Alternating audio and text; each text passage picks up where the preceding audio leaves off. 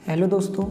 तो फाइनली दोस्तों हम त्रैमासिक परीक्षा पेपर 2024 कक्षा 10वीं विषय विज्ञान का त्रैमासिक परीक्षा का पेपर देखने वाले हैं। तो वीडियो के साथ अंत तक बने रहिए। तो प्रश्न क्रमांक जो 1 है इसमें आपसे 6 अंक में सही विकल्प पूछे जाएंगे। पहला प्रश्न है, निम्नलिखित में से कौन सा परिवर्तन नहीं है। तो यहाँ पर जो है भौतिक परिवर्तन कौन सा नहीं है। 12 नंबर का ऑप्शन LPG का दहन। दूसरा है, जटिल पदार्थों को सरल पदार्थों में तोड़ने के लिए प्रयुक्त जैविक उत्प्रेरक होता है। तो क्या होता है, एंजाइम होता है। 7 नंबर का ऑप्शन इसका उत्तर होगा। तीसरा है, समतल दर्पण की फोकस दूरी होती है। तो समतल दर्पण की जो फोकस दूरी होती है वह अनंत होती है। 8 नंबर का ऑप्शन होगा।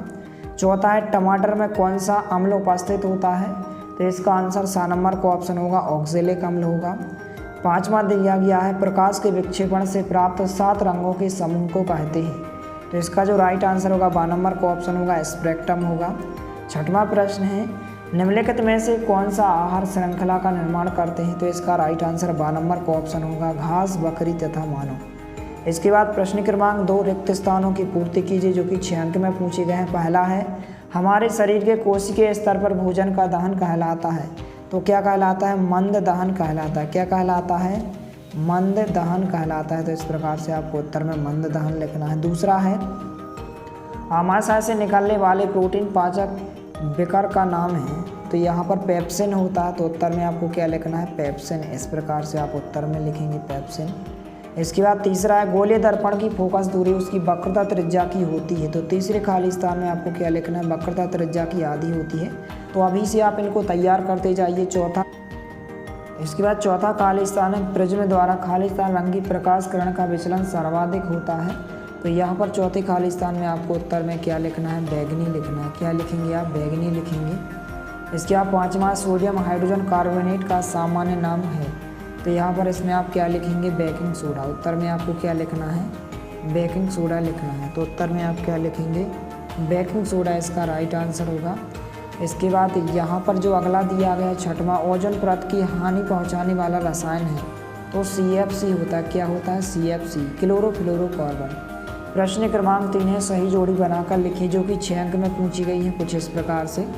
तो यहाँ पर पहला है, अवतल लेंस की क्षमता। तो अवतल लेंस की क्षमता जो होती है, ई नंबर के ऑप्शन से मिलाना है, क्या होती है, ऋणात्मक होती है। दूसरा है, समतल दर्पण। तो दूसरे की सही जोड़ी आपको F नंबर के ऑप्शन से मिलाना है, चेहरा देखने के लिए। आकाश का नीला रंग, तो यहाँ पर इसकी D नंबर के ऑप्शन से मिलाना है, यहाँ पर प्रकीर्णन। प्राकृतिक स्पेक्ट्रम, तो चौथे की सही जोड़ी आपको C नंबर के ऑप्शन से मिलाना है, इंद्रधनुष। पाँचवा है, नेत्र दोष। तो इसकी सही जोड़ी जो है आपको A नंबर के ऑप्शन से मिलाना है, कम प्रकाश में धुंधला दिखना। तारों का टिमटिमाना, तो इसकी सही जोड़ी आप B नंबर के ऑप्शन से मिलाएंगे, वायुमंडलीय अपवर्तन। इस प्रकार से आंसर हो जाएंगे। चौथा है, एक शब्द या एक वाक्य में उत्तर दीजिए। पहला है, लोहे की वस्तुओं पर पेंट क्यों करते हैं। तो यहाँ पर संक्षारण से बचाने के लिए। तो आप उत्तर में क्या लिखेंगे, संक्षारण से बचाने के लिए। किसके लिए, संक्षारण से बचाने के लिए। तो यहाँ पर इसके बाद दूसरा है, भोजन का पाचन आहार नली के किस भाग में प्रारंभ होता है। तो मुँह से शुरू होता है। कहाँ से शुरू होता है, मुँह से शुरू होता है। तो इस प्रकार से आपको उत्तर में लिखना है कि मुँह से शुरू होता है। इस प्रकार से उत्तर हो जाएगा। इसके बाद तीसरा दिया गया है, उस दर्पण का नाम बताइए जो बिंब का सीधा तथा आवर्धित बड़ा प्रतिबिंब बना सके। तो इसका जो राइट आंसर हो जाएगा, अवतल दर्पण हो जाएगा। क्या हो जाएगा, अवतल दर्पण होगा। तो उत्तर में आप क्या लिखेंगे, अवतल दर्पण लिखेंगे। चौथा दिया गया, अम्लीय वर्षा का pH मान कितना होता है। तो इसका जो होता है 5.6 से कम होता है। कितना होता है, 5.6 से कम होता है। इस प्रकार से आप उत्तर लिखेंगे। इसके बाद पाँचवा दिया गया है, जो पदार्थ सूक्ष्मजीवियों द्वारा अपघटित नहीं होते हैं, क्या कहलाते हैं। तो अजैव निम्नीकरण कहलाते हैं। क्या कहलाते हैं, अजैव निम्नीकरण कहलाते हैं। तो उत्तर में आप क्या लिखेंगे, अजैव निम्नीकरण लिखेंगे। इस प्रकार से उत्तर हो जाएगा। इसके बाद आगे दिया गया है छठवां, मछलियों के हृदय में कितने कक्ष होते हैं। तो 2 कक्ष होते हैं। इस प्रकार से। इसके बाद प्रश्न क्रमांक 5 है, सत्य सत्य का चयन करके लिखिए, बुझे हुए चूने का सूत्र CaCO3 होता है। तो यह कथन आपका क्या हो जाएगा, असत्य हो जाएगा।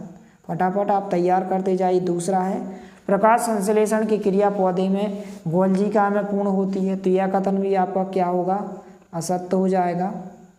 इसके बाद तीसरा दिया गया है यहाँ पर, संवेदी न्यूरॉन मेरुरज्जु से आवेग को पेशियां तक पहुँचती हैं। तो यह कथन आपका क्या होगा, असत्य हो जाएगा। तीसरा कथन भी आपका असत्य होगा।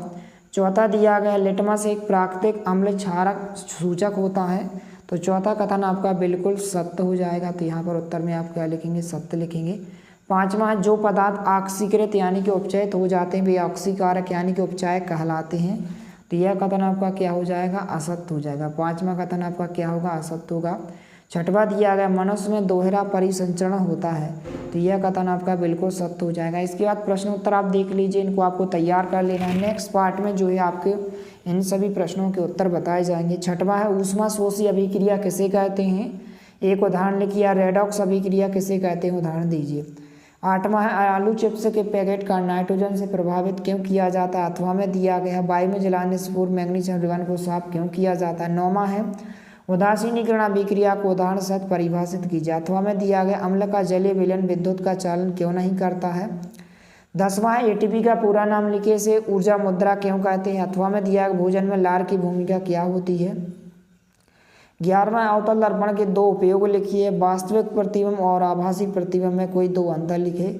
खाद्य श्रृंखला और खाद्य जाल में दो अंतर लिखे। ओजोन परत का संरक्षण क्यों आवश्यक है। प्रश्न क्रमांक 13 है, जाइलम और फिलोयम में अंतर लिखिए, धमनी और सिरा में अंतर लिखिए।